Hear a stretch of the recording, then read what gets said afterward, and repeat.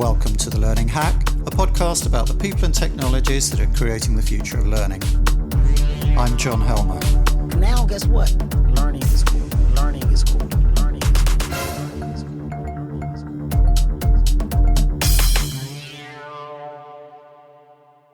Sometimes getting the training right can be a matter of life or death. Our guest on the podcast this time, Reda Sadki, CEO of the Geneva Learning Foundation, leads global health programs where a good training outcome can avert premature death from curable diseases for thousands and even millions of people, many of them children. And where the cost of failure, on the other hand, is measurable in lives. Given a life or death situation like that, I'd imagine most people would opt for a tried and true solution, something conventional wisdom says ought to work. But time and again, Reda has seen conventional wisdom fail. He's an innovator through force of circumstances, an innovator in a hurry, innovating, as he puts it, on the cusp of chaos, and innovating successfully. Some critical things get said in this conversation about the faddishness of corporate learning, but you'll find a wealth of practical insights and inspiration in this story. Hope you enjoy.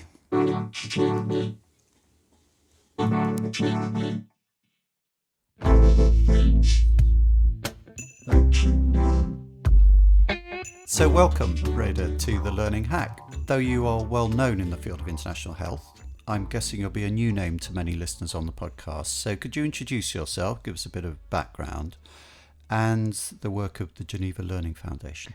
Sure. First of all, thank you. Let me try to do this without just repeating what you would find on my blog or on the Geneva Learning Foundation's website. So it's a long time ago now, Undersecretary General called me into his office and he asked me if I could help him. The way he put it was bring the Red Cross into the 21st century. So I responded, yes, sir, where do we start? And he stuck me with a broken learning management system, a team of 4 people I did not choose, 100,000 Swiss francs, and tasked me with meeting the learning needs of 17 million volunteers in 189 countries. Right. So this was in the early days of the massive open online courses, the MOOCs, and I just got sucked into very quickly the maze of myth, paradox, and possibility of learning at scale. I don't think I was the only one. Yes, Right. I actually left a fairly comfortable seat in Geneva because of the deep-seated conviction that no established organization was going to be able to move fast enough to sort of actually put the changes in that landscape of education, of learning, of training, of learning and development, of talent, of HR developments. All of these things sort of were kind of intersecting in many ways. And at the time, in my corner of the universe, where I've spent my life working in the humanitarian development, global health space. As a brilliant learning leader, Catherine Russ, who with others had led groundbreaking work to demonstrate what looked quite obvious once they had shown it, which was that with the challenges we have before us, we don't have enough humanitarians. If you look at just what we know, the number of climate change related events, we don't have enough people. The ones we have don't have the right capabilities. So it's the ultimate talent, learning, and leadership challenge, because if we get it wrong, people die.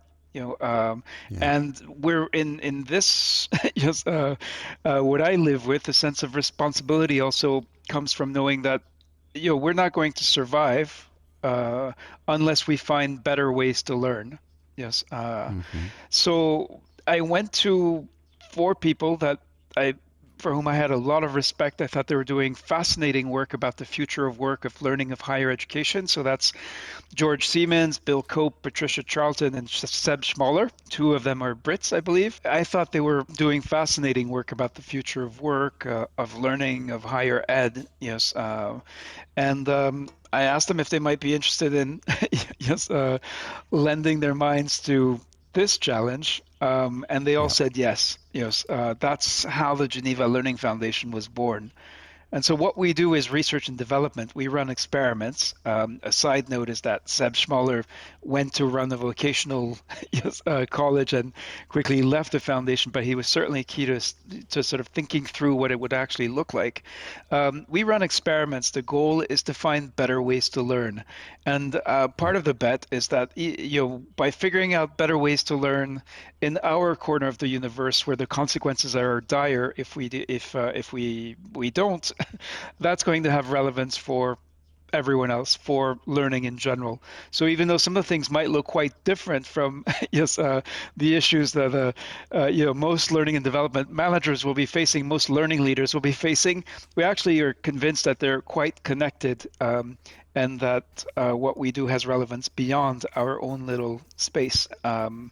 And the problem Yeah. that we have currently is that our very first experiment, the scholar experiment, quickly morphed into something above and beyond even my own quite wild and sometimes grandiloquent expectations.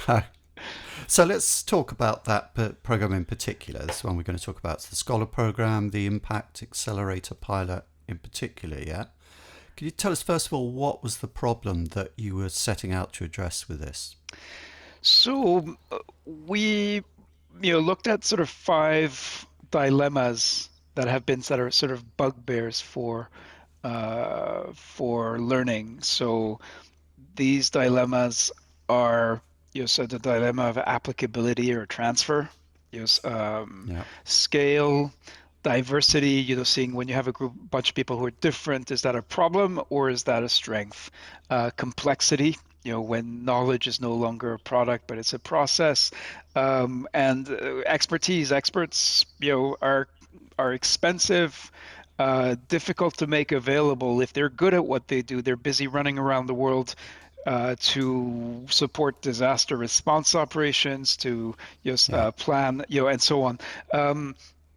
So we've all struggled with that, I think, and and we started thinking about trying to figure out in the context wherever we had an opportunity to work in.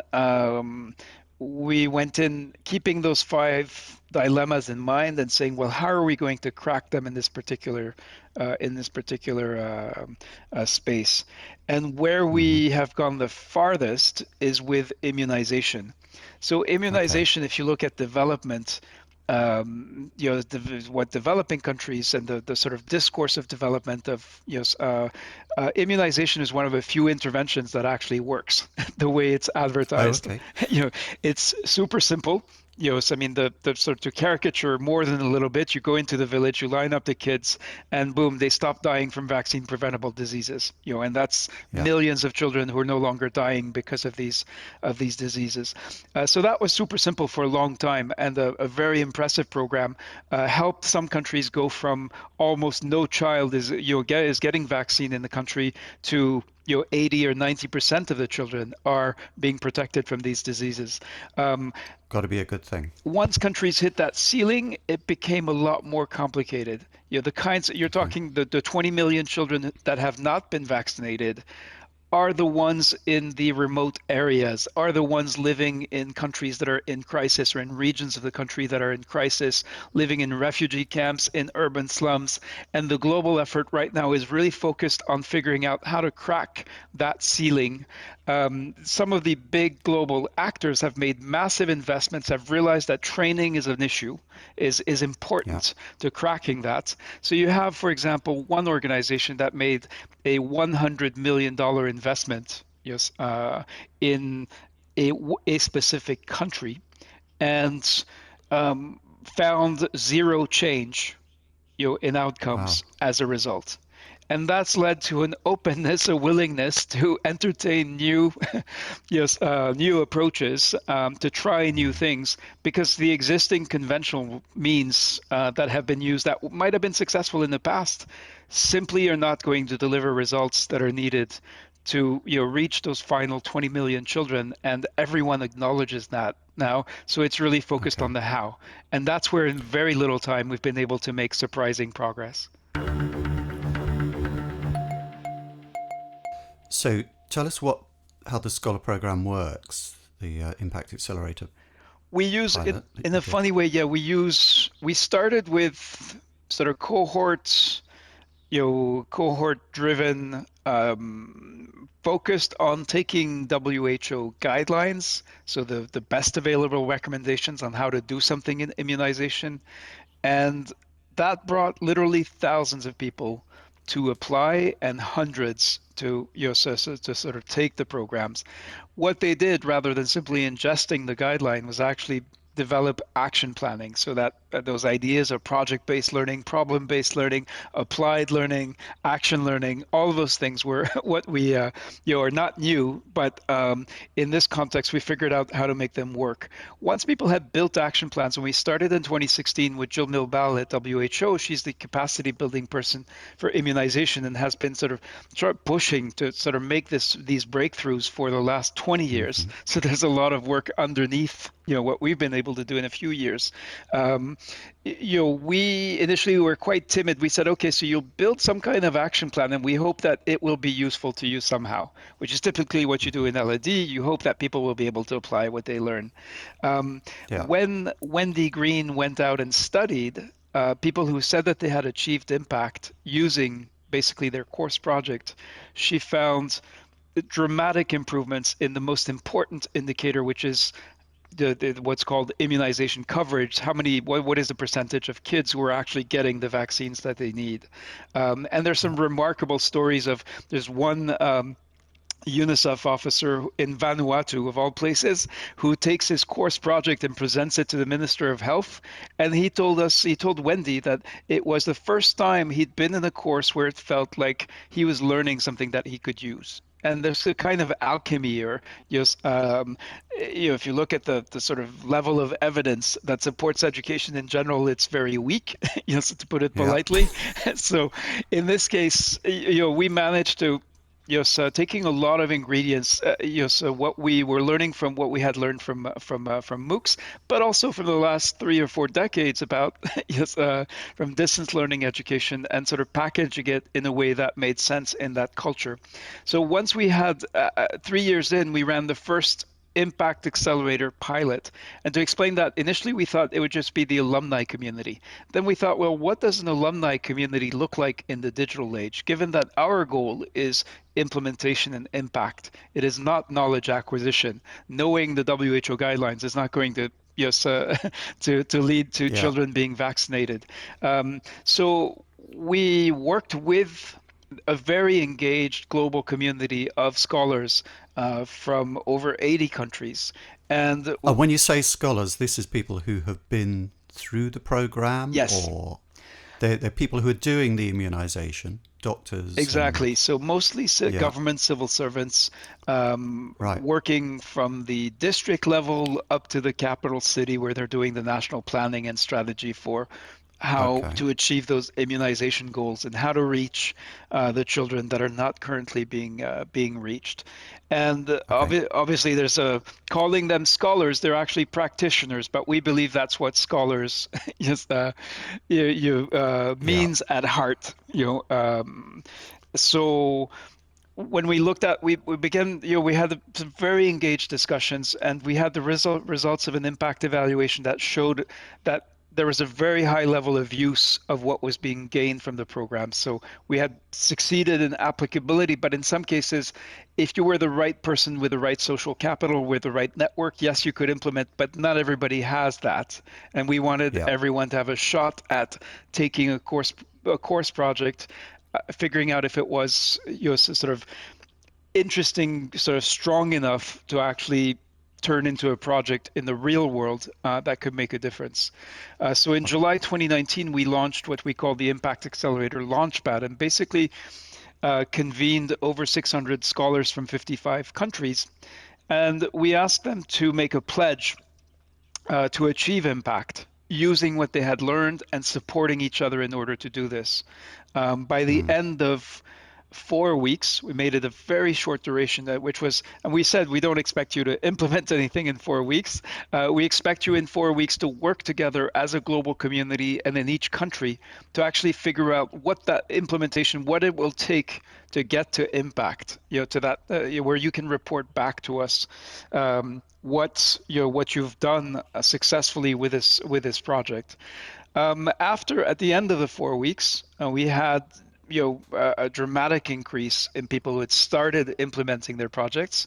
And what surprised us, one of the things that surprised us, is we actually had people who successfully did achieve impact in 4 weeks. There's one young doctor in Ghana, Obed Nuboe, who managed to get all of the approvals. We're talking about civil servants, so yes, and in a bureaucratic environment, managed to get everybody on board to actually start systematically offering what's called tetanus diphtheria vaccine to pregnant women, which can protect their children from a very dangerous disease.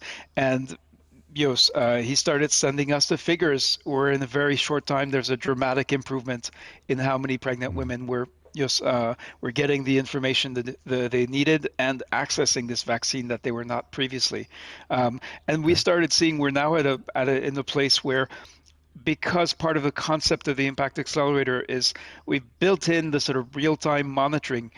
Nearly every day, we're receiving one or more reports from somewhere in one of these 55 countries of progress being made by a scholar somewhere on the ground working with their colleagues in the context of their own work, or working in collaboration with other scholars working to achieve to actually achieve impact. We've seen some very interesting dynamics, and what made the accelerator concept sort of possible is that we saw those dynamics emerging organically. We saw people in some countries who were on their own, without being prompted to, convening as scholars, feeling strongly that what they had gained from the program, they now needed to put to use. And in one case in Nigeria during the elections, which is usually not a time to ask Nigerians for anything other than electoral issues. There's one young leader, previously unknown in Nigeria, certainly not a national immunization leader, who managed to bring to the table over 60 of the national leaders and get them to commit to improving the country's immunization data quality, which is a really important issue in this context. So when we saw things like that, we said, our responsibility as learning leaders, if we're to live up to that name, is to figure out how we can support, recognize, reward, foster, encourage more of this. And that's the goal of the accelerator. Putting a learning management system in place is only half the battle. In some ways, it's the easiest part. Getting your people engaged with the LMS, knowing whether it's actually driving results, that's tough.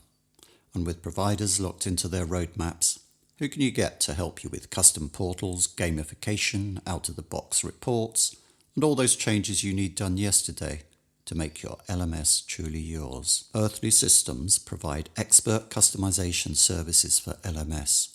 They'll make a rapid response that drives maximum value from your investment, with any functionality they add easily configurable by non-technical staff. And exclusively for listeners to this podcast, Earthly are offering a 25% discount on your first project. Go to earthlysystems.com now and quote the words "learning hack" when you enter your details on the contact page. Earthly helps make the learning land. How's that for a cheesy tagline? I'll ask a dumb question now. So how does the learning actually take place here? So contrast this with getting people in a room and showing them PowerPoint slides and doing knowledge transfer in that way. What is the process by which the learning happens? Because it sounds like it's a kind of self-organizing system in a sense. Is that right? So the first part is very structured. We use the fact that we're talking to people who understand the metaphors of industrial age education. It's very useful to have people who've spent years trained to do what they're told, so when given instructions. Oh, yeah. So in the first part of the program, we really use that. The difference is that what we're telling them to do is to produce knowledge rather than simply consume it. Now, that's not new in learning either. Yes, there's a long history, around that. But in this case, it is so seldom the sort of traditional transmissive mode of learning where the center tells the periphery what they need to know is so strong in this field that when we actually recognize that people on the ground have local knowledge, indigenous knowledge, and that knowledge and expertise is key to developing a solution, that helped it take off like wildfire. So that's kind of from the first part of the program. So that's what we believe made the difference. The second part is once people have sort of rekindled their own self-confidence, their own, and have connected and are connected to each other in a kind of human knowledge network, which is what Karen Watkins calls it. Then interesting things happen, such as these voluntary dynamics, and that we did not we hoped it would emerge, but we couldn't certainly prescribe or command it, much less command and control it.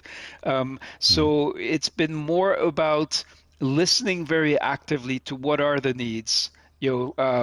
So you could call it micro learning, but it's not about pushing 5-second videos to people. It's actually about figuring out, reading the signals, and reading, interpreting, analyzing the signals that are being sent through the network, and then figuring out, well, what are we in a position to do, because we're kind of the hub for this, for the different spokes in this network.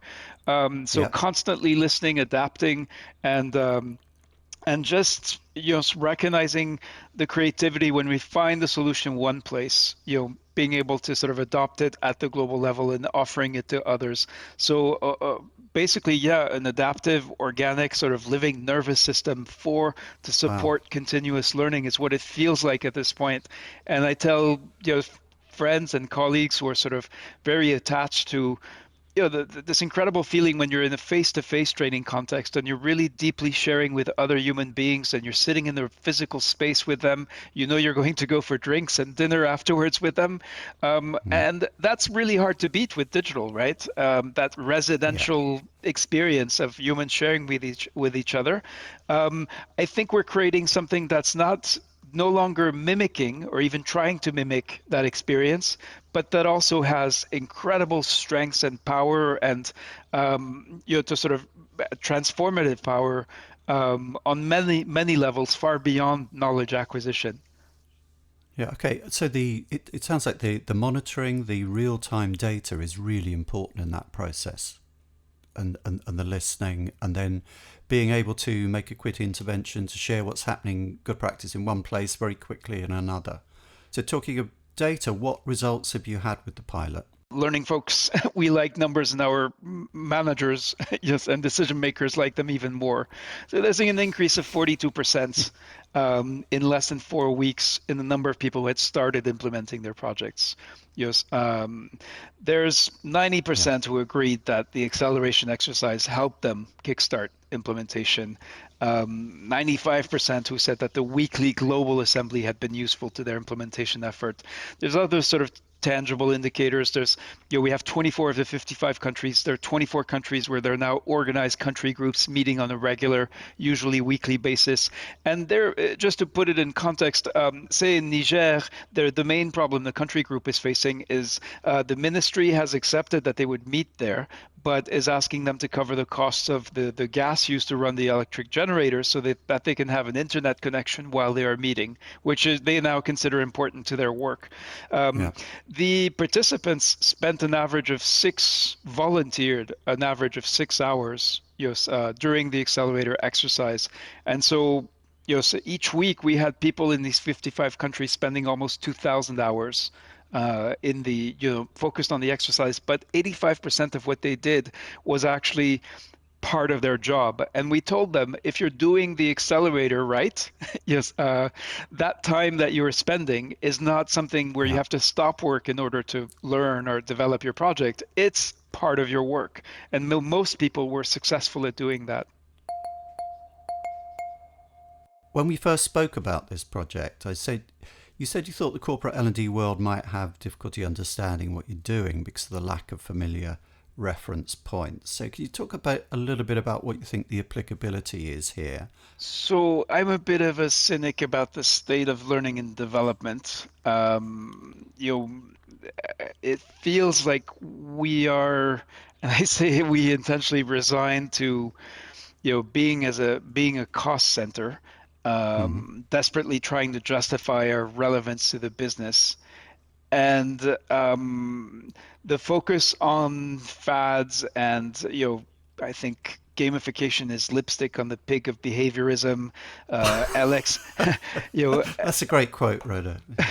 LXP and XAPI is just the latest con by desperate LMS vendors.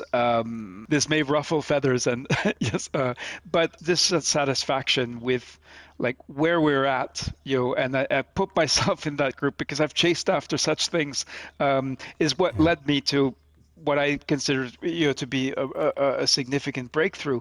Learning and work sounds to me like a successful consultant's buzzword, but I don't think it's going to help us any more than 70-20-10 did. Yeah. Kirkpatrick may be dead, but there's a coterie of Kirkpatrick wannabes who claim to be putting, to be putting the best way to measure learning, and as long as evidence for education in general remains as weak as it is, it's unlikely that we're going to have effective tools for for measurement. Having said all that, yes, Yeah. I think that our chasing after such fads, means that we're missing the ways in which we can interpret and sort of wrestle with the possibility for change. And I learned this the hard way. I during the Ebola crisis response, which of course consumed most, if not all, humanitarian organizations, I worked with Karen Watkins and also with Gabriel Pictet from the IFRC to figure out how to strengthen the learning culture. At the Hmm. time when people were busy running around figuring out how to stop the Ebola crisis in 2014, 2015. So our bet, grounded in Karen's research, was that strengthening the learning culture would result in better performance, and we couldn't afford to be wrong. Yeah. Now, from this experience, we got a methodology for how to ground our learning interventions in crisis and look for opportunities, not fads, but like very concrete ways to make change happen and to support yes, to so sort of strengthen and augment the capabilities that people already have to deliver results. And if it works on the outer cusp of chaos, it's likely to work in less dire circumstances. What we found at the time was that, you know, we developed a set of recommendations, half of which could be embedded into work, and 86% of them required zero budget to actually effectively implement. And we then Mm. showed that actually, so these recommendations were adopted by people who were busy running around during the crisis, where initially they said we don't have time for research or for sort of puttering about with questions about how to strengthen learning culture, and we Yeah. showed that it did, and it has. Made a difference. So that's the sort of backbone of what the kind of underpins our approach and our breaking with chasing after fads and gimmicks and bells and Yeah. whistles. Okay. I think, yeah, to come back on what you said there, I think there strangely people in L&D seem to love being told off about being faddish and specifically having their fads confronted. It seems to be, there is a love of debate within the sector. So we will continually whistle up all these new buzzwords, and then the next month be slapped in the face about them and have to come up with some new ones and so on.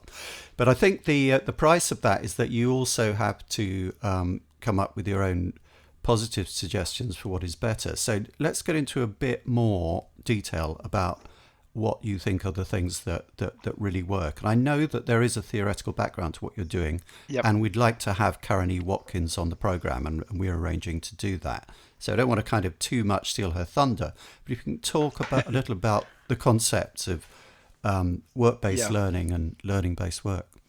Yeah, so this is almost 3 decades ago. Karen Watkins and Victoria Marsick publish a book titled Informal and Incidental Learning in the Workplace. And their basic premise is that most of the significant learning that happens doesn't happen in, sort of formal, in the context of formal learning, formal training. But through problem solving, creativity, serendipity, in the workplace, I need to know how to do pivot tables in Excel. I Yeah. ask my colleague who can help me because I need to get it done by the end of the day.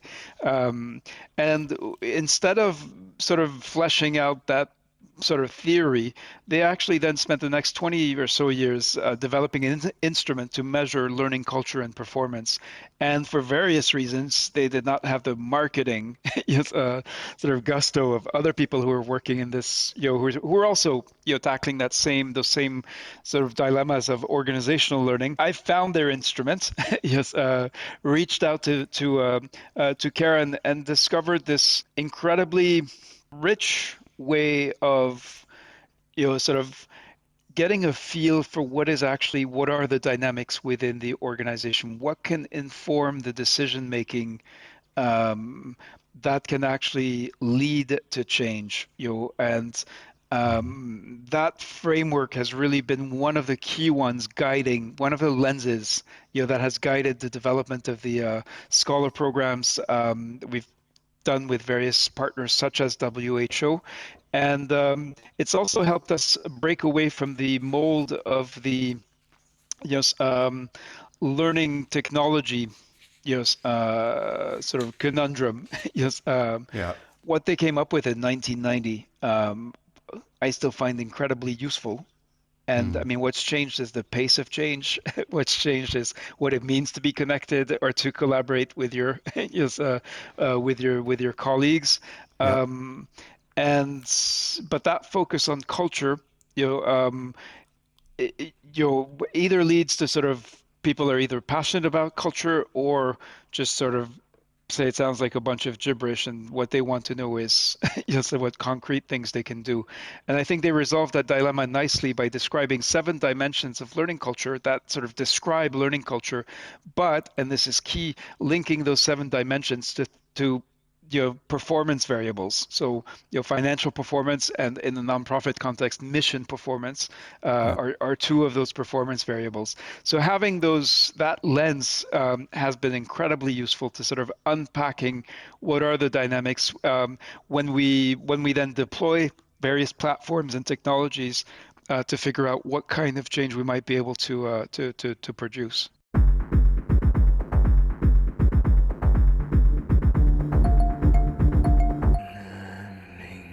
What role does technology, if any, play in this? Well, so I appreciate and have a lot of respect for the pioneers of, people like Seb Schmoller or Bill Cope, who, in the sort of 80s pre-internet days, were already exploring the use of technology for learning, technology, of course, beyond the whiteboard and yes, Yeah. uh, and I think the unfortunate irony, and there's a kind of tragic aspect to this in some ways, that all of that effort to sort of advocate the use of learning technology in education, in the workplace, has been overwhelmed, sort of overrun, by a tidal wave of digital transformation that is just spilling over our societies. And so, I've had conversations with people who say, they're not comfortable with technology, and you just ask them, well, you take your email away, can you still work? Yes, and of course not, Mm. if you're a knowledge worker. Um, and I think there's something sad about sort of reducing the question to, like, um, what technology platform should we use? I had an exchange with some learning consultants in a Danish university, and they are actually brilliant. They know the pedagogy, and yes, they know the tools. But the questions what they get from the professors is, should I use Adobe Connect or Zoom for my live sessions? And Yeah. that's so sad and reductive and insulting, yes, given the potential of what we should be able to offer as learning leaders, learning specialists. And there's a broader question about, like, how could the role of education be limited to just the provision of better tools, or the selection of the right tool for the job, when we're in the middle of this, what some people call it, the fourth industrial revolution, the second Yeah. machine age, in which this range of new technologies are fusing the physical, digital, and biological worlds. And that absurd question, should I use Zoom or Adobe Connect? It's just at the other extreme of that. And I think we should have some of the responsibility for putting ourselves in that position. We in our partnerships, we're constantly negotiating to assert that. This is another old bugbear, that's because you are the subject matter expert on vaccination. Our partnership is not in helping you select which tools or platform to use to share your knowledge or to help people learn. It is much more than that. We can actually make the difference between your knowledge sitting on the shelf somewhere and people not only adopting but adapting and using what you do, and that's much more than about the choice of technology. Yeah. That's the sort of constant battle we fight. Of course, when we're not obsessing about tools, we're obsessing about content. And something I hear a lot is that everybody is too obsessed with content and new ways of presenting learning content. So, I mean, we use very low tech, sort of production. One of the most interesting pieces of feedback, and we use very little content, and it's incredible how like the most compelling learning outcomes are not based on the content, they're based on the activities. And I know that's probably well understood by most learning Yeah. folks. It's what the learner Yeah. does, yes, not what she's told. But we had a kind of resident curmudgeon in one of the big agencies who's a well-known guy who's a specialist in population surveys, and he sort of grudgingly joined an 18-week extravaganza program on to teach people how to do vaccination coverage surveys. And he actually wrote us a piece of feedback in which he said, one, he didn't think he would learn anything. Second, he thought that the sort of low production value we use, like our videos are like things we record on Skype with people who are squawky conversations with people who are halfway across the world. So he said, what were all these like bad videos you were throwing at me? And he said he was surprised because he did learn far more than he expected to. And the connections he made with others were that much more authentic and relevant and useful, because the focus was not on the content. There was some exigency if you're going to share the instructions for how to do a sample size calculation. The Yeah. instructions need to be correct and they need to be clear and simple. And so many of the instructional design principles are relevant, but the media bells and whistles, we really don't see what they add. The sad reality is that most e-learning businesses make their money on those media bells and whistles. So I think there's another conundrum there that we've tried to break away from. If we talk a little bit more about the applicability, getting away from the actual context of sort of immunization, doctors and civil servants that you're working with, can you kind of take out some principles from that which will apply to other situations? I can try. Yes, but so I would say interpretation and analysis of data trump data, process trumps product every time, and that leads to we're now at a stage where the methodology we've built, give us any business problem. It doesn't have to be humanitarian or or development or global health. Give us a sales force that needs to get better at analyzing the customer's needs in order to develop a better proposals. We need less than 3 days of sort of collaboration with one person who knows what they're talking about, who knows the business. And at the end of the 3 days, we have a learning system built out and ready to go that can accommodate up to 1,000 people with a completion rate of 60, 70, 80%, depending on the culture and depending on the sort of level of support from leadership and so on. And at the end of the 4 weeks, you will have 600, 700, 800 salespeople who will have dramatically improved their ability to pitch, figure out what and to target their pitch and their proposal to the customer's needs.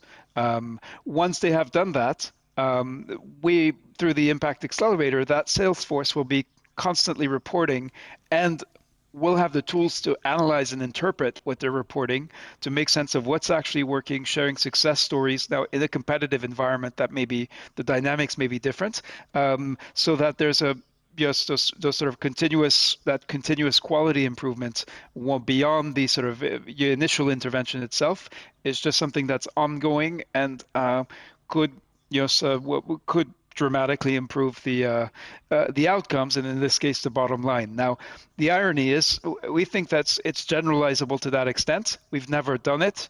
We're actually, it's part of so the sort of cooperation with the private sector is written into the mission of the Yeah. Geneva Learning Foundation. Again, these are questions that are not just for the profession, the industry that's built up for these challenges, but we're interested in testing, would this work, in the way that we think it would, in a context where what's at stake is the bottom line. Lastly, bringing you back to your area of domain expertise, what are your hopes for health learning globally, and how optimistic or pessimistic are you about the future? Yeah, as sort of the analysis is pessimistic, the will is the optimistic part.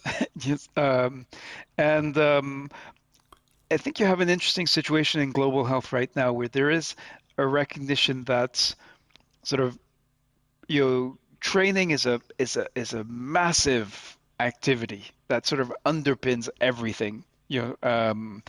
And at the same time, because it's a process, it's the means to an end.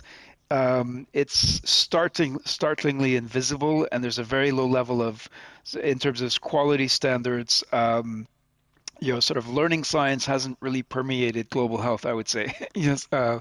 So there is, we're over the last few years, we've connected with, other sort of change makers who are approaching it in different ways, with grounded in different sort of realities. So yeah, the ambition is that we contribute not just to a learning solution, but to that kind of change where ministries of health, the global partners that are leading the fight against, for immunization against vaccine preventable diseases, will have some of these principles ingrained. Will have, the idea that learning expertise is different from subject matter expertise, that it is about culture and performance, and having practitioners and and sort of learning scientists join hands, to actually break through some of these problems so that we don't see $100 million sort of dropped on the country with no measurable change coming out of it. I think it's possible. Again, many of these moments, challenges, depend on circumstances and luck at least as much as they do on the will and capabilities of the individuals involved.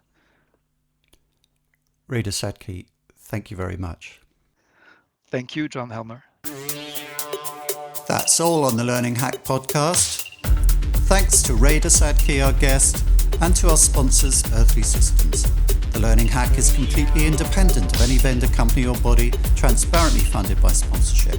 So if you're keen to see it continue in the future, please make sure to like and subscribe. And if you want to help other people find us, please give us a 5-star rating on iTunes.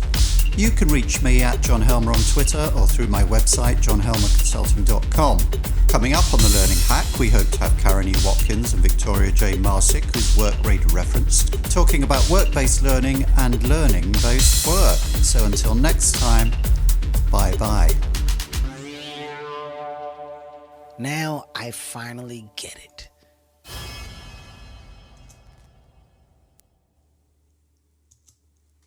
My brain is aching.